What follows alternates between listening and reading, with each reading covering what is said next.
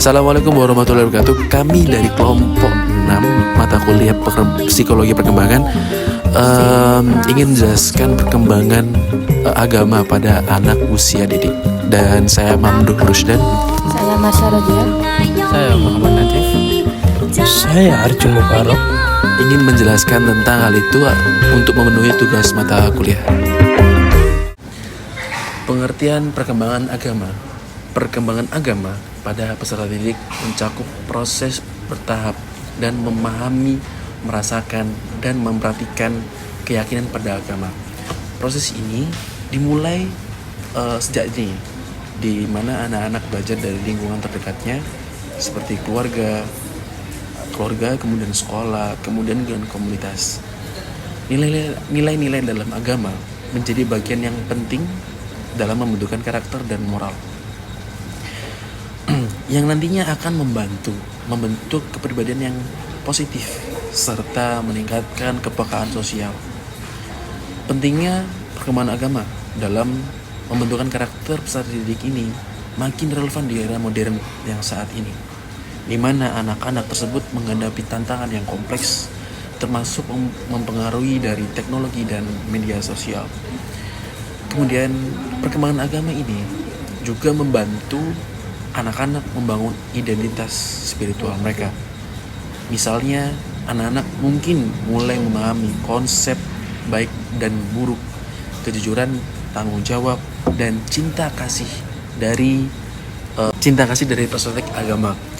Pemahaman ini kemudian menjadi dasar dalam mengatasi berbagai masalah moral di kehidupan mereka, sekaligus sebagai landasan nilai-nilai dalam kehidupan sosial. Yang kedua, tahapan perkembangan agama.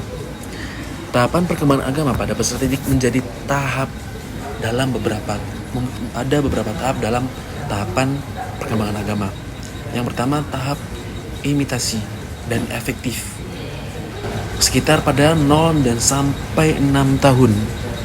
Pada tahap ini, anak-anak cenderung meniru praktik keagamaan dan mereka lihat dari orang tua atau keluarga, seperti berdoa atau menghadiri kegiatan agama.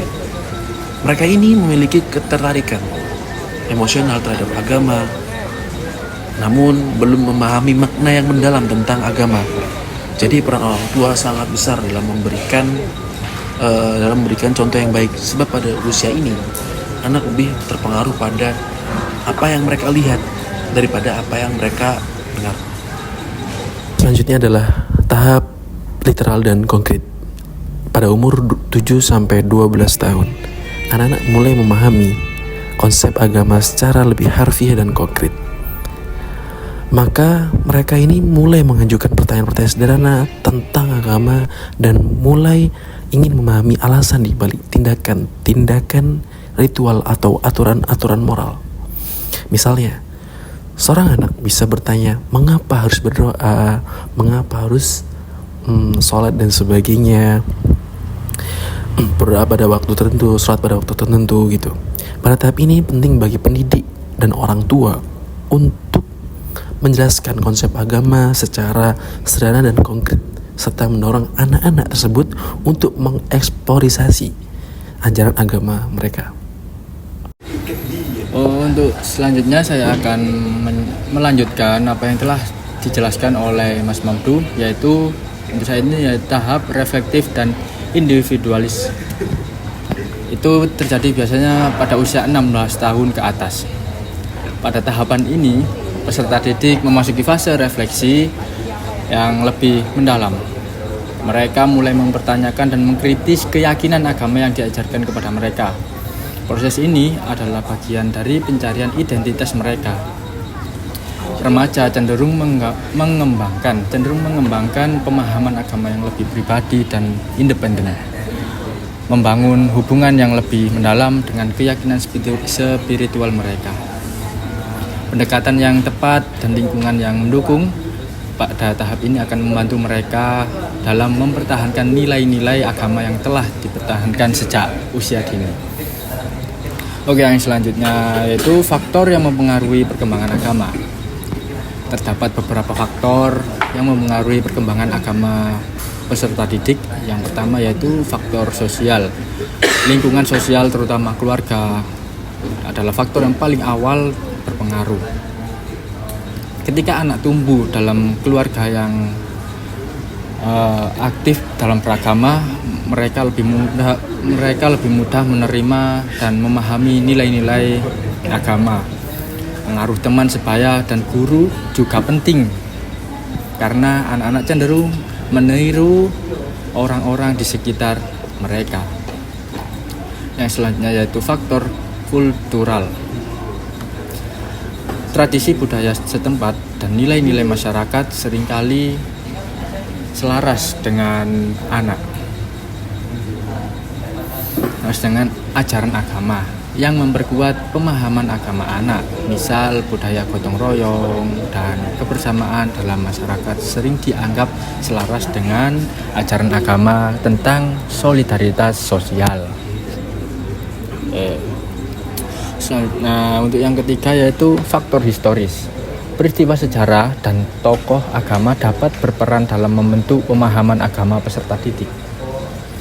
Misalnya, mempelajari tokoh-tokoh yang memiliki kontribusi besar dalam sejarah agama dapat memotivasi anak untuk meneladani perilaku yang baik dan menjunjung tinggi nilai-nilai keagamaannya. Selanjutnya untuk itu faktor ekonomi dan politik. Kondisi ekonomi seperti kesenjangan sosial dapat mempengaruhi persepsi agama.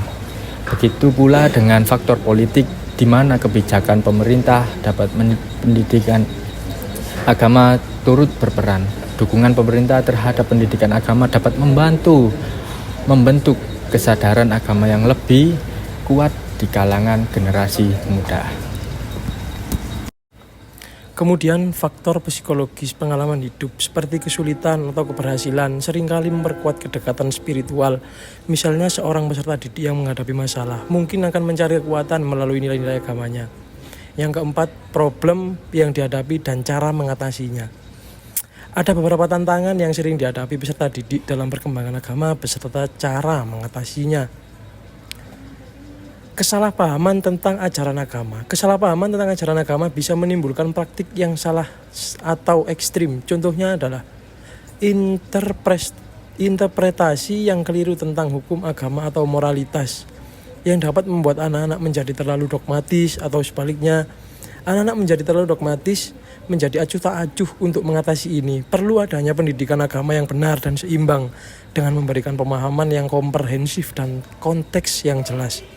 Selanjutnya, radikalisme. Pada tahap reflektif, beberapa anak mungkin terdorong untuk mengambil pandangan ekstrim, terutama jika tidak ada bimbingan yang baik. Radikalisme ini sering kali dipicu oleh paparan informasi yang salah atau doktrin yang kurang sesuai.